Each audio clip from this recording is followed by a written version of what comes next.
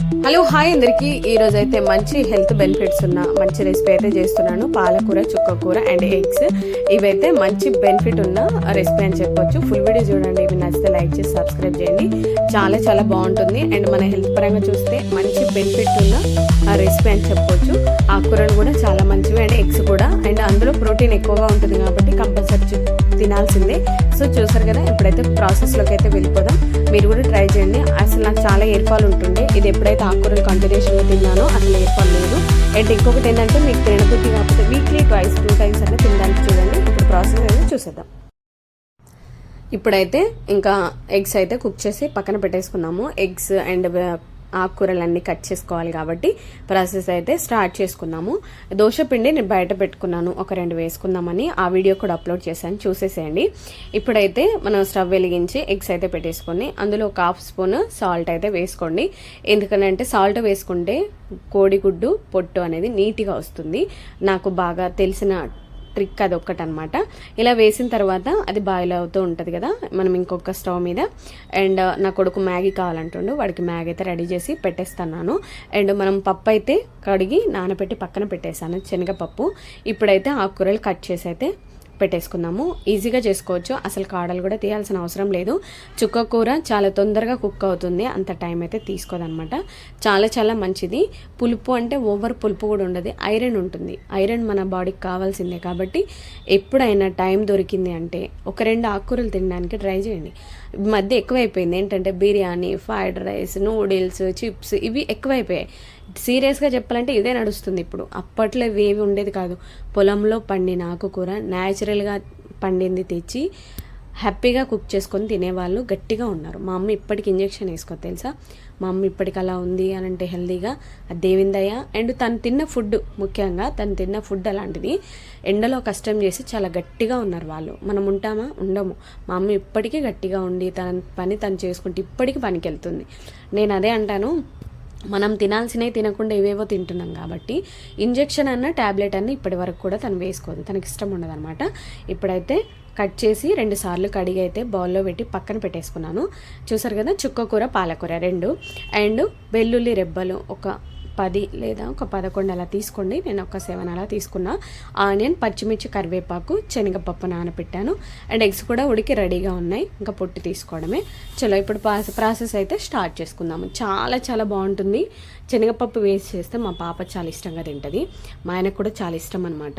ఇప్పుడైతే ఇంకా ప్రాసెస్ అయితే స్టార్ట్ చేసుకుందాము. ఇలా అన్నీ తీసి రెడీగా పెట్టుకుంటే మనం కుక్ చేసుకోవడానికి ఈజీగా ఉంటుంది. స్టవ్ అయితే వెలిగించి బాండి పెట్టేసుకుందాము. ఇంకా ఇది హీట్ ఎక్కిన తర్వాత సరిపడా ఆయిల్ అయితే వేసుకోండి. టేస్ట్ మాత్రం చాలా బాగుంటుంది. ఆకుకూరలు మాత్రం నేను మరీ చెప్తున్నాను, మన హెల్త్ కొంచెం బాగుండాలి, మనం బాగుండాలి అంటే ఆకుకూరలు తినడానికి ట్రై చేయండి. బీభత్సమైన హెయిర్ ఫాల్ ఉండేది నాకు, స్కాల్ప్ మొత్తం కనబడుతుండే. ఇప్పుడు ఏం కనిపించట్లేదు, మంచి థిక్నెస్ అయితే వచ్చింది, అసలు ఏరే ఊడట్లేదు అనమాట. చూసారు కదా, ఆయిల్ హీట్ ఎక్కిన తర్వాత కొద్దిగా ఆవాలు వేసుకొని మనం చాప్ చేసి పెట్టుకున్న పచ్చిమిర్చి, ఆనియన్, కరివేపాకు అయితే వేసేసుకున్నాము. ఒకసారి అంతా కలిసేలాగా కలుపుకొని ఒక 5 to 6 minutes మూత పెట్టి వదిలేసామంటే మన ఆనియన్స్ అయితే కుక్ అయిపోతాయి. ఇలా చాప్ చేయడానికి నేను షార్ట్ వీడియోలో పెట్టాను అనమాట. వెజిటేబుల్ చాపర్ ఉంటుంది కదా, చిన్నది రౌండ్ది, అది తీసుకున్నాను. అది తీసుకున్న తర్వాత ఇలా చిన్నగా తరుక్కోవడానికి టైం చాలా తగ్గుతుంది, నాకు చాలా సేవ్ అవుతుంది అనమాట. చూసారు కదా, ఇంకా ఆనియన్ ఈ స్టేజ్లో ఉన్నప్పుడు వెల్లుల్లిని కొద్దిగా ఒక కుదుపు అంటే ఇట్లా కొద్దిగా దంచుకున్నట్టుగా చేసి వేసేసుకోవాలి. స్మెల్ మాత్రం చాలా బాగా వస్తుంది. ఈ ఫ్లేవర్ కోసం, మంచి ఇమ్యూనిటీ కోసం మాత్రం వెల్లుల్లి రెబ్బలు కంపల్సరీ వేసుకోండి, స్కిప్ చేయొద్దు, మంచిది హెల్త్ పరంగా. సో ఇప్పుడైతే మళ్ళీ ఒక 2-3 minutes మూత పెట్టి వదిలేసామంటే మన ఆనియన్స్ అయితే కుక్ అయిపోయినట్టే. చూసారు కదా, ఇలా గోల్డెన్ బ్రౌన్లో ఉంటే ఒకసారి మంచిగా కలిసేలాగా కలుపుకోండి. చాలా బాగుంటుందండి. ఈ కాంబినేషన్ ఎప్పుడైనా చేశారో లేదో కానీ, ఎగ్స్ మనకు మంచి ప్రోటీన్, పప్పు ప్రోటీనే కాబట్టి ఆకుకూరలు మంచిది, మనకు కంటి చూపుకి మంచిది, హార్ట్కి మంచిది, హెయిర్కి మంచిది, బ్లడ్లో ఏమైనా ఇన్ఫెక్షన్స్ ఉన్నా తగ్గడానికి చాలా హెల్ప్ అవుతాయి ఇవన్నీ కూడా. కాబట్టి ఖచ్చితంగా అప్పుడప్పుడు ఆకుకూరలు తినండి. ఆకుకూరలు తినేవాళ్ళు ఉన్నారు ఎస్పెషల్లీ, ఇంకా డైట్ పర్పస్లో కానీ ఇంకా సంథింగ్ అనమాట. ఆనియన్స్ అయితే మగ్గిపోయాయి కదా, ఇంకా పసుపు అండ్ కొద్దిగా అల్లం పేస్ట్ వేసుకొని ఇవన్నీ కలిసేలాగా ఒకసారి అయితే మిక్స్ చేసుకోండి. ఎంత మంచి ఫ్లేవర్ వస్తుంది తెలుసా, ఇవన్నీ మిక్స్ చేస్తున్నప్పుడు స్మెల్ మొత్తం అలా తిరుగుతుందనమాట. అంటే మీరు కూడా ఇదే పద్ధతిలో చేస్తే ఖచ్చితంగా నాకు కామెంట్ చేస్తారు, అవును నిజంగా వస్తుంది పద్మ, స్మెల్ బాగుంది అండ్ ఫ్లేవర్ కూడా చాలా బాగుంది అని. వెల్లుల్లి ఎబ్బరు ప్రతి దాంట్లో వేసుకోవడానికి ట్రై చేయండి స్కిప్ చేయకుండా. ఇలా చుక్కకూర పాలకూర కడిగి కట్ చేసి పెట్టుకున్నాం కదా, ఇప్పుడు అదైతే వేసేసుకుందాము. చాలా తొందరగా మగ్గిపోతుంది ఆకుకూర, పెద్ద టైం అయితే తీసుకోదు. వాటర్ ఎక్కువ పడకుండా మనం మొత్తం ఆకుకూర అంతా తీసి బౌల్లో వేసేసుకొని ఒక 2-3 మినిట్స్ మూత పెట్టామనుకో ఈజీగా సతికిల పడిపోద్ది. అంటే తొందరగా కుక్ అవుద్ది. ఆకుకూర పెద్ద టైం అయితే తీసుకోదు.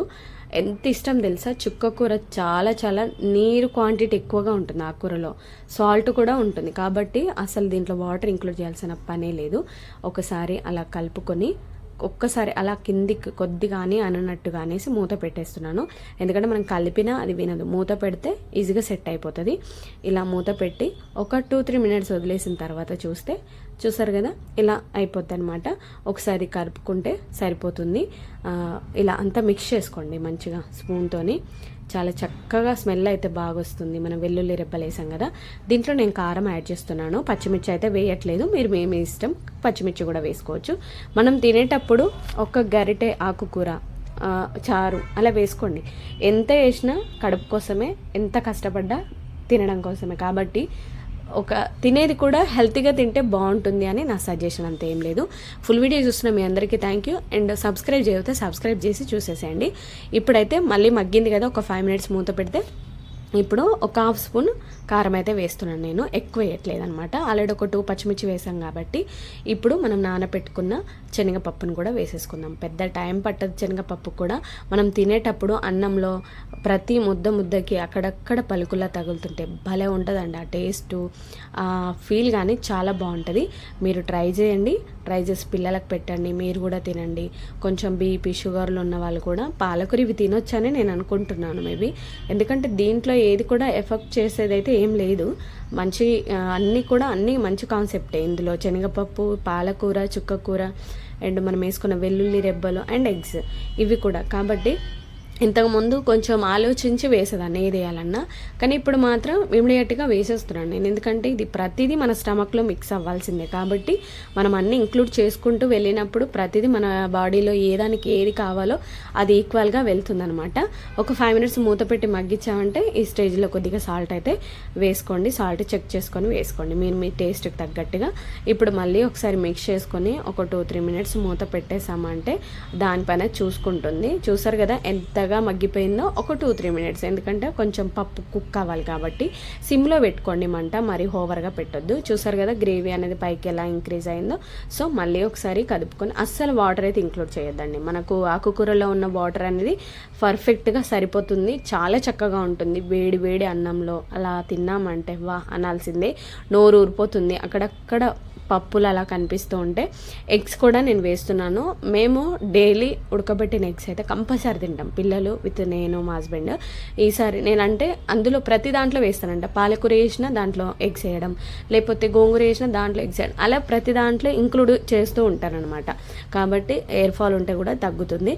చూసారు కదా ఎగ్స్ నేను సాల్ట్ వేసి కుక్ చేశాను, మీరు కూడా అలాగే చేసుకోండి, మంచిగా వస్తుంది, పొట్టు సగం రాకుండా.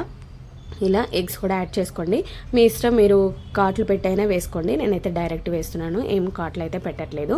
ఒకసారి మిక్స్ చేసుకొని మళ్ళీ ఒక 5 to 6 మినిట్స్ వదిలేసామంటే ఈజీగా కుక్ అయిపోతుంది. మనం సిమ్లో పెట్టి దాన్ని కుక్ చేసుకోవాలండి. ఏ రెసిపీ చేసినా కూడా మ్యాక్సిమం దానికి టైం ఇచ్చినప్పుడు పర్ఫెక్ట్గా కుక్ అవుతుంది. హెవీ మంట పెట్టామంటే అడుగు అంటుతుంది, అసలు కుక్ అవ్వదనమాట. సో చూసారు కదా ఫైనలీ మన రెసిపీ అయితే అయిపోయి వచ్చినట్టే. ఇంకా స్టవ్ అయితే ఆఫ్ చేసుకుంటే సరిపోతుంది అనమాట. సో ఫైనలీ మన రెసిపీ అయిపోయింది. Thank you for watching. Full videos మీ అందరికీ డెఫినెట్గా ట్రై చేయండి.